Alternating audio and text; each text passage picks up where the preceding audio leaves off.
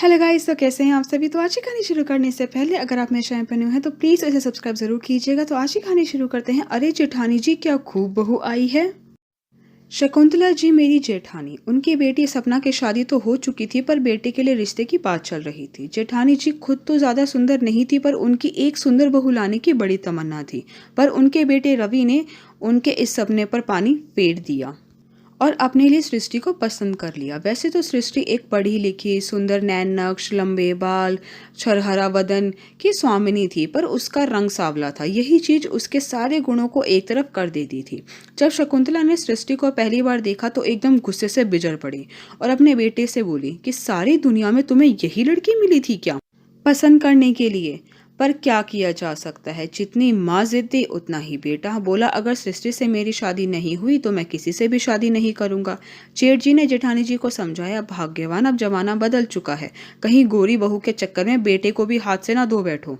शकुंतला जी भी डर गई। शादी के लिए उन्हें हाँ कर दी, पर सृष्टि उन्हें एक आग भी नहीं सुहाती थी। शुभ मुहूर्त देखकर शादी करके सृष्टि घर आ गई। रवि ने नौकरी पर जाना शुरू कर दिया और सृष्टि ने घर संभाल लिया। सृष्टि उनका पूरा ध्यान रखती थी, पर उनके मन में जगह नहीं बना पा रही थी। एक दिन मैं जेठानी जी से मिलने गई तो वह बरामदे में बैठी धूप सेक रही थी। मैं भी वहीं बैठ गई। मैंने चारों तरफ नजर उठाई तो देखा जो घर पहले फैला हुआ रहता था, क्योंकि काफी लंबे से जेठानी जी को जोड़ों के दर्द की शिकायत थी, वो घर बहुत ही व्यवस्थित और एकदम साफ। जैसे कहते हैं ना कि सुई गिर जाए तो वह भी मिल जाए। सृष्टि रसोई में खाना बना रही थी। उसने दाल में तड़का लगाया होगा तो हींग की भीनी भीनी खुशबू चारों तरफ फैली हुई थी। मेरी आवाज़ सुनकर वह पानी का ग्लास लेकर आई और बोली, नमस्ते चाची जी, आप कब आई, आपके लिए चाय बना लाऊं, वैसे खाना भी तैयार है। तो सासू माँ बोली, पहले खाना परोस दे फिर चाय पी लेंगे, नहीं तो भूख खराब हो जाएगी। वह रसोई में चली गई और बड़े ही सलीके के साथ मूंग के तड़के वाली दाल, गाजर मटर की सूखी सब्जी, हरी मिर्च का अचार, गर्मा गर्म घी लगी रोटियां लाई। वह सब खाकर ऐसा लगा मानो आत्मा तृप्त हो गई हो। मैंने कहा, भाभी जी, मैं ये नहीं कहती कि गोरे रंग की बहू अच्छी नहीं होती, पर सिर्फ रंग के आधार पर तो कोई व्यक्ति कितना गुणी है यह पता नहीं चलता। आप देखिए, घर का कोना कोना महक रहा है।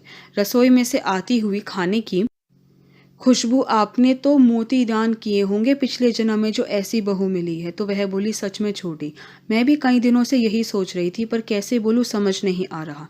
भाभी जी, एक बार प्यार भरा हाथ उसके सर पर रख देना, वह सब समझ जाएगी। इतनी देर में बहू 2 कप चाय और बिस्किट नमकीन ले आती है। तो शकुंतला जी पूछती है, बहू तू चाय नहीं पी रही। तो वह कहती है, मम्मी जी मेरी चाय रसोई में रखी है। तो सासू माँ कहती है, बेटा यहीं लिया, हमारे साथ बैठकर साथ में चाय पी ले। जब से शादी हुई है तब से पहली बार शकुंतला जी ने सृष्टि से इतने प्यार से बात की थी। वह उनके गले लग जाती है और दोनों के बीच की दूरियां मिट जाती हैं। मुझे लगा आज मेरा यहाँ आना सार्थक हो गया। आई होप गाइस कि आपको आज की मेरी वीडियो पसंद आई। और आपको मेरी वीडियो पसंद आई है तो प्लीज़ उसे लाइक ज़रूर कीजिएगा, शेयर कीजिएगा, मुझे कमेंट करके बताइएगा कि आपको मेरी वीडियो कैसी लगी। अगर आपने अभी तक मेरे चैनल को सब्सक्राइब नहीं किया तो प्लीज़ उसे सब्सक्राइब ज़रूर कीजिएगा। Thank you so much guys मेरी वीडियो देखने के लिए।